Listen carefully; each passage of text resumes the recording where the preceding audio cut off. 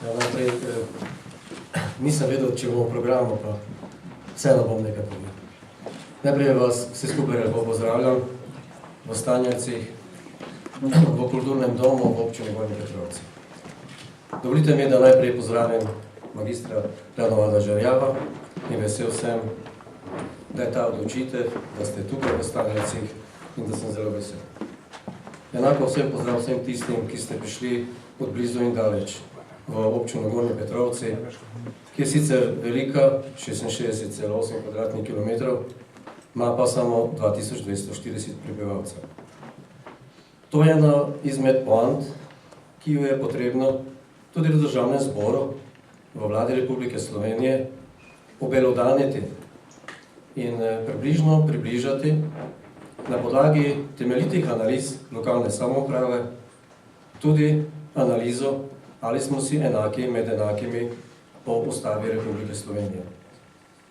Kajti namreč primerna poraba, ki se izračunava na število prebivalcev, na kilometre cest, na vse tisto, kar občine morejo in zmorejo, je zelo pomembno, koliko število prebivalcev občina ima.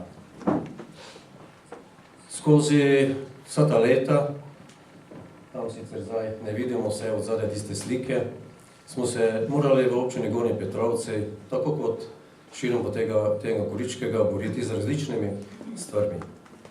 Delali smo od osnovne infrastrukture, pa vse tisto, kar se reče šola, vrtec in drugi spomeniki, ali so to cerkve, ali so to drugi objekti. V tem trenutku je najbolj v udaru in v ospredju tako zvani pomurski vodovod. Jaz sem kot koordinator tega sistema B v tem trenutku uspel z župani priti do konca. Pozivam in prepričan sem, da bo magister Radovan Žerjav tudi z ostalimi člani Slovenske ljudske stranke pomemben člen nove državnega vodstva. Ali je to vlada, državni zbor.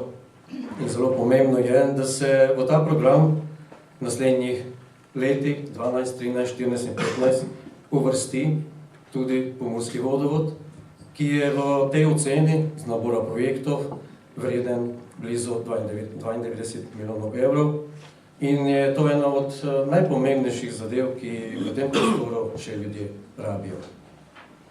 Vesel sem, da smo v teh letih uspeli določene stvari postoriti in da živimo za tem, da smo predvsem na obrobju in da je to predvsem tudi naša občina, kmetijska občina.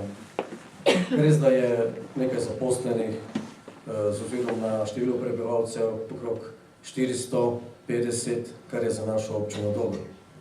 Smo pa ena izmed občin v tem okraju, ker premoremo policijsko postajo, zdravstveni dom, šolo, vrtec in druge ustanove in ljudje, kljub temu, da smo različne veroizpovedi, živimo složno in dobro.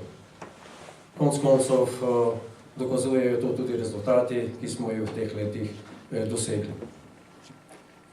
Kmetijstvo, ki je ena odlična in dobra popotnica za nadaljevanje, je seveda skupaj z Zavodom v Murski Soboti, pospeševalno službo in pa s temi prebivalci, ki tukaj živijo, zelo potrebna tudi nadaljevanje te poti. To se pravi, Slovenska ljudska stranka je ena izmed tistih strank, ki podpira tudi malega človeka, to se pravi kmeta, in želim si, da bi tudi ta segment bil v prihodnosti tako na programu Slovenske ljudske stranke, kot je sedaj in kot tudi magister Žerjav pravi, da je potrebno slehernemu malemu človeku tudi prisluhniti. Kmetijstvo je ena od prihodnosti, združena skupaj z turizmom in s tem skupaj bomo najverjetneje se lahko oplemenitili z nadaljnjim delom.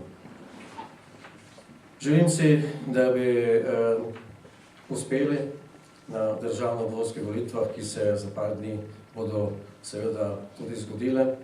In želim si, da gospod predsednik, vi osebno uspete, tudi vsi ostali, ki so vključeni v ta stroj za izvolitev Slovenske ljudske stranke, da uspešno vodite v koaliciji državo Slovenijo in želim si, da bi našo Prekmurje, našo Goričko in ta skupnost imela tisto, kar imajo veliki. Hvala lepa.